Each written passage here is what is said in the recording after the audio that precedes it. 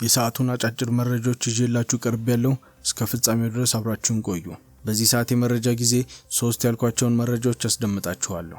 ኤርትራ የኢትዮጵያ መንግስት ጦርነት ለመጀመር ሰበብ እየፈለገች ነው ብሎም ከሰሱ። የቬኔዙዌላ የኖቤል የሰላም ሽልማት አሸናፊ ሜዳሊያቸውን ለትራምፕ በስጦታ መልክ ሰጡ። አሜሪካ በ2 ወር ውስጥ 6ኛውን ነዳጅ ጫኝ መርከብ በካሪቢያን ያዘች። ኤርትራ የኢትዮጵያ መንግስት ጦርነት ለመጀመር ሰበብ እየፈለገች ነው ብሎም ከሰሱ። የኢትዮጵያ ፌዴራል ፖሊስ ከኤርትራ በአማራ በኩል ለሚንቀሳቀሱ ታጣቂዎች የተላከውን በሺዎች የሚቆጠሩ ጥይቶችን ያስኩ ማለቱን ተከትሎ ኤርትራ የጠቅላይ ሚኒስትር አብይ መንግስት ጦርነት ለመጀመር ሰበብ እየፈለገ ነው አለ። የኤርትራ ማስታወቂያ ሚኒስትር የማነ ገብረ መስቀል ለኢትዮጵያ ወንጀል ለሮይተርስ ዜና ወኪል ሲናገሩ የብልጽግና መንግስት በኤርትራ ላይ ጦር ለመጀመር ሰበብ እየፈለገ ነው ሲሉ ምላሽ ሰጥተዋል። የብልጽግና መንግስት ለ2 ዓመታት ያህል ጦርነት ለመጀመር ሲያደርግ የነበረውን መቅነጥነጥ ሐሰተኛ ባንዲራውን እያውለበለበ ነው ብለዋል። የኢትዮጵያ ፌዴራል ፖሊስ ረቡዕ ዕለት ባወጣው መግለጫ የኤርትራ መንግስት በአማራ ክልል ለሚንቀሳቀሱ ፋኖ ታጣቂዎች የተለያዩ አይነት የጦር መሳሪያ ጥይቶችን እየሰጠ ነው በማለትም ወንጅሏል። የፌዴራል ፖሊስ ጥር 6 2018 ዓ.ም ባወጣው መግለጫ ከ56000 በላይ የተለያዩ የጦር መሳሪያ ጥይቶች በቁጥጥር ስር መዋሉን ገልጿል። የኤርትራ መንግስት ግን ይህንን የኢትዮጵያ መንግስት ውንጀላ ጦርነት ለመጀመር የቀረበ የሐሰት ውንጀላ ነው ሲልም አጣጥሏል። የፌዴራል ፖሊስ ውንጀላን ተከትሎ ምላሽ የሰጠው የኤርትራ ማስታወቂያ ሚኒስቴር ኢትዮጵያ ጥቃት ለመክፈት ሰበብ እየፈለገች ነው ብሏል። የፌዴራል ፖሊስ በቁጥጥር ስር ያዋላቸውን የጦር መሳሪያዎች የኤርትራ መንግስት ከኢትዮጵያ ውስጥ ባንዳዎችና ታሪካዊ ጠላቶች ጋር በማበር በትግራይ ህወሓት በኩል የተላኩ ናቸው በማለት ከሷል። ተያዙ የተባሉት ከ56000 በላይ የተለያዩ የጦር መሳሪያ ጥይቶች ሲሆኑ ሲያጓጉዙ የነበሩ 2 ተጠርጣሪዎች በወልዲያ ከፍተኛ ጣቢያ ላይ በቁጥጥር ስር መዋላቸውን ተከትሏል። ፖሊስ በስውር ተራኩ ያላቸውን 41999 የክላሽ ጥይት፣ 14000 የብሬል ጥይትና 800 የድሽቃ ጥይት በአጠቃላይ 56799 ጥይቶችን በቁጥጥር ስር መዋላቸውን በማህበራዊ ሚዲያ ገጹ ባወጣው መግለጫ አስታውቋል። የፖሊስ መግለጫ የሚያመለክተው ተጠርጣሪዎቹ ላይ በተደረገ ምርመራ የጦር መሳሪያ ጥይቶቹ ከኤርትራ መንግስት የተላኩ መሆናቸውንና ህወሓት በመቀሌ በኩል ተቀብሎ ወደ አማራ ክልል በማስገባት ለፋኖ ለማድረስ ሲንቀሳቀስ ነበርም ብለዋል። ጥይቶቹ በሻዕቢያ መንግስት እንደተላኩና ጽንፈኛው ህወሓት ከመቀሌ ወደ አማራ ክልል ሸዋሮቢት ለማድረስ መንገድ ላይ እንደነበሩም ተናግሯል ብሏል።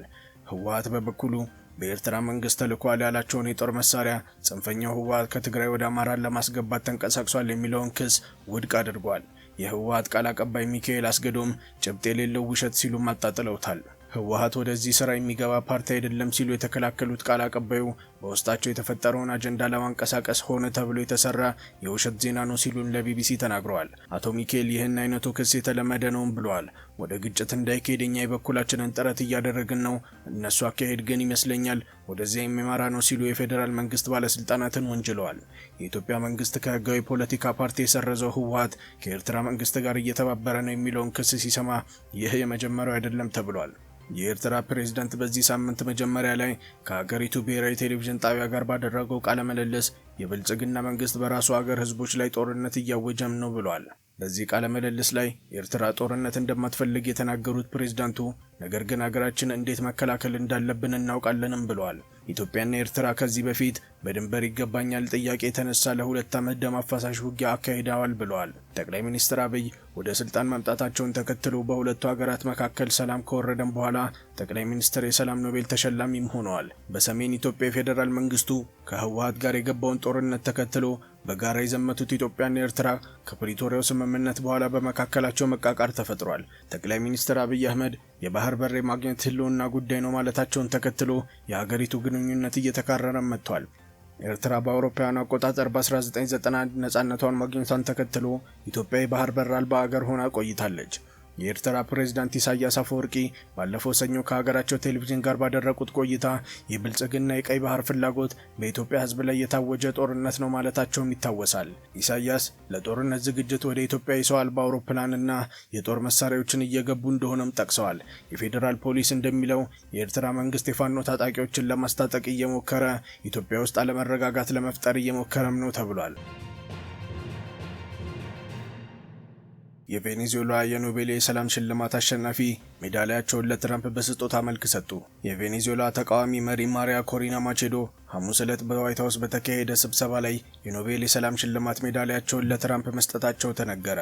ዛሬ ለኛ የቬኔዙዌላውያን ታሪካዊ ቀን ይመስለኛል ሲሉ ትራምፕን ለመጀመሪያ ጊዜ በአካል ካገኙ በኋላ ተናግረዋል። ይህ የሆነው የአሜሪካ ወታደሮች የቬኔዙዌላን ፕሬዝዳንት ኒኮሎ ማዱሮን በካራካስ ከያዘና በአደንዛዥ ዕፅ ዝውውር ክስ ከተመሰረተባቸው ከሳምንታት በኋላም ነው። ትራምፕ በማህበራዊ ሚዲያ ላይ ምስጋናቸውን ገልጸዋል። እርምጃው የመከባበር አስደናቂ ምልክት ነውም ብለዋል። ፓርቲያቸው የ2024ቱን ምርጫ ማሸነፉን የገለጹት ማቻዶ እሷ የቬኔዙዌላ መሪ አድርገው የአሜሪካ ፕሬዝዳንት ለመደገፍ ፈቃደኛ አልሆኑም። ትራምፕ በቬኔዙዌላ የሚገኘው ተጠባባቂ ፕሬዝዳንትና የቀድሞ የማዱሮ ምክትል ዴልሲ ሮድሪጌዝ ጋር እየተነጋገሩም ነው። ማቻዶን ማግኘታቸው ግን ታላቅ ክብር እንደሆነ በመግለጽ ብዙ ነገሮች ያስፈልጋታል፣ ድንቅ ሴት ናት ሲሉም ጠቅሰዋል። ማቻዶ ከዋይት ሃውስ ከወጡም በኋላ በር ላይ የተሰበሰቡትን ደጋፊዎች በትራምፕ መተማመን እንችላለንም ብለዋል። ለዩናይትድ ስቴትስ ፕሬዝዳንት የኖቤል የሰላም ሽልማት ሜዳሊያን አበርክቻለሁ ሲሉ ማቻዶ በኋላ ላይ ለጋዜጠኞች ተናግረው ለነጻነት ላሳዩት ቁርጠኝነት እውቅና ነውም በማለት አክለዋል። የኖቤል የሰላም ሽልማት ለመሸለም ያላቸውን ፍላጎት ደጋግሞ የሚናገሩት ትራምፕ ሽልማቱ ለማቻዶ ሲሰጥ ቅር እንደተሰኙም ገልጸው ነበር። ቢቢሲ ለጉዳዩ ዝርዝር አስተያየት ለማግኘት ለዋይት ሃውስ ጥያቄ አቅርቦም ነበር። ማቻዶ ባለፈው ሳምንት ሽልማቱን ከትራምፕ ጋር እንደሚነጋገሩ ቢገልጹም የኖቤል ኮሚቴው ግን እውቅና ሊተላለፍ እንደማይችል ግልጽ አድርጓል። ኮሚቴው ባለፈው ባወጣው መግለጫ የኖቤል ሽልማት አንዴ ከተገለጸ በኋላ ሊሻር፣ ሊጋራ ወይም ለሌሎች ሊተላለፍ አይችልም፣ ውሳኔው የመጨረሻና ለዘላለም የሚጸና ነውም ብሏል። ለማቻዶ አስተያየት ምላሽ እንዲሰጡ የተጠየቀው ኮሚቴ ቢቢሲን ቀደም ሲል ወዳወጣው መግለጫ መርተዋል። ሐሙስ ዕለት በዋይት ሃውስ ከተደረገው ስብሰባ በፊት የኖቤል የሰላም ማዕከል በኤክስ ላይ ሜዳሊያ ለሌላ ሰው ሊተላለፍ አይችልም፣ ነገር ግን የኖቤል የሰላም ሽልማት ተሸላሚ ማዕረግ አይለዋወጥም ሲሉ አስፈረዋል።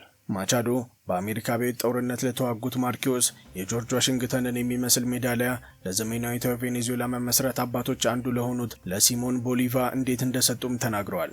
ስጦታው በአገራቸውና በአሜሪካ መካከል አምባገነንነትን ለመዋጋት በሚደረግ ትግል መካከል የነበረው ወንድማማችነትን ምልክት ነበረም ብለዋል ማቻዶ። እናም ከ200 ዓመት በኋላ የቦሊቫር ሕዝብ ለዋሽንግተን የኖቤል ሰላም ሽልማት ሜዳሊያ እየሰጠ ነውም ተብሏል። ይህም ለነጻነት ላሳዩት ቁርጠኝነት እውቅና ለመስጠትም ነው ሲሉም ተናግረዋል። ማቻዶ በዋሽንግተን ባደረጉት ጉብኝት የአሜሪካ ሴኔተሮችን ለማግኘት ኮንግረስን ጎብኝተዋል። በወቅቱ ከጋዜጠኞች ጋር በነበራቸው ቆይታ ደጋፊዎች ማሪያ ፕሬዝዳንት እያሉ በመጮህና የቬኔዙዌላን ባንዲራ በማውለብለብ ድጋፍ ሲሰጡም ታይተዋል። ማቻዶ ከትራምፕ ጋር በነበራቸው ቆይታ የሮድሪጌስ ጊዜያዊ መንግስት መደገፍ ስህተት እንደሆነና የተቃዋሚ መምረጥ ይህንን ሽግግር ኃላፊነት መውሰድ እንዳለበት ለማሳየትም እየተሞከረ እንደሆነም ጠቅሰዋል። የዋይት ሃውስ የፕሬስ ኃላፊ ካሮሊን ሌቪት ስብሰባው እየተካሄደ ባለበት ወቅት ለጋዜጠኞች እንደተናገሩት ማቻዶ ለብዙ የቬኔዙዌላ ሕዝብ አስደናቂና ደፋር ድምጽ እንደሆኑና ትራምፕ ይህንን ስብሰባ በጉጉት እንደሚጠብቁና በቬኔዙዌላ ስላለው የአሁኑ ወቅታዊ ግልጽና እውነታዊ ውይይት እንደሚጠብቁም ተናግረዋል። ትራምፕ ቀደም ሲል ማቻዶን የነጻነት ታጋይ ሲሉም ገልጸዋታል። ነገር ግን ማዱሮ ከስልጣን ከወረዱም በኋላ በቂ የሀገሪቱ ውስጥ ድጋፍ እንደሌላቸው በመግለጽ ቬኔዙዌላን እንዲመሩ የመሾም ሀሳብን ግን ውድቅ አድርገዋል።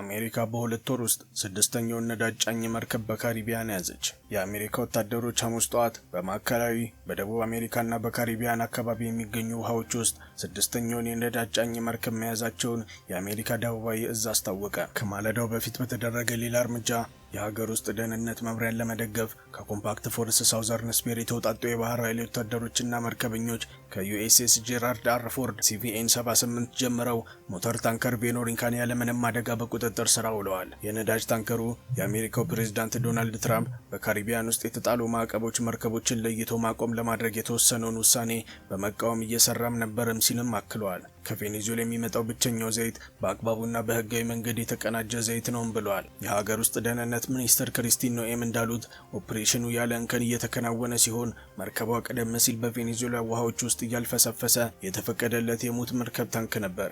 አሁን በርካታ የቦርድ ውሳኔዎችን እንዳሳየ ነው ከአሜሪካ ፍትህ የሚሸሽ ወይም የሚያመልጥ የለም ስትል በኤክስ ላይ ተናግራለች። በዚህ ቅርብ ጊዜ ወረራ አሜሪካ ከታህሳስ 10 ጀምሮ ለስድስተኛ ጊዜ መርከብ በቁጥጥር ስር አውላለች።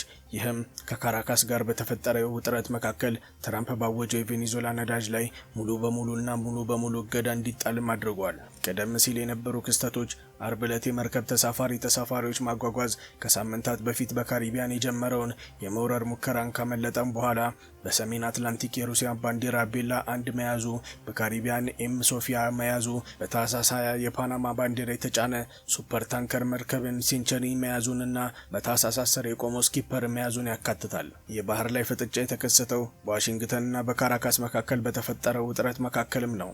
አሜሪካ ጥር 3 ቀን በቬኔዙዌላ ወታደራዊ ዘመቻ አካሂዳለች። ሰፊ የአየር ድብደባ፣ የአየር መከላከያ ስርዓት ኢላማዎች ያደረገ ሲሆን ይህም ልዩ ኦፕሬሽን ኃይሎች ካራካስን እንዲወሩና ፕሬዝዳንት ኒኮሎ ማዱሮንና ባለቤታቸውን እንዲያዙ መንገድም ከፍቷል። ሁለቱም ወደ ኒውዮርክ ተወስደው እነዚያም በመጀመሪያው ችሎት ወቅት በእጽና በጦር መሳሪያ ክሶች ጥፋተኛ እንዳልሆኑ አምነዋል። ቬኔዙዌላ የመርከቦቹን ወረራ የዓለም አቀፍ የባህር ላይ ዝርፊያ በማለት አውግዛለች። ዋሽንግተን ደግሞ በጨለማው መርከቦች ላይ የሚያደርገውን እገዳ ለማስፈጸም የሚወስዱትን እርምጃ አስፈላጊ ናቸውም ብለዋል።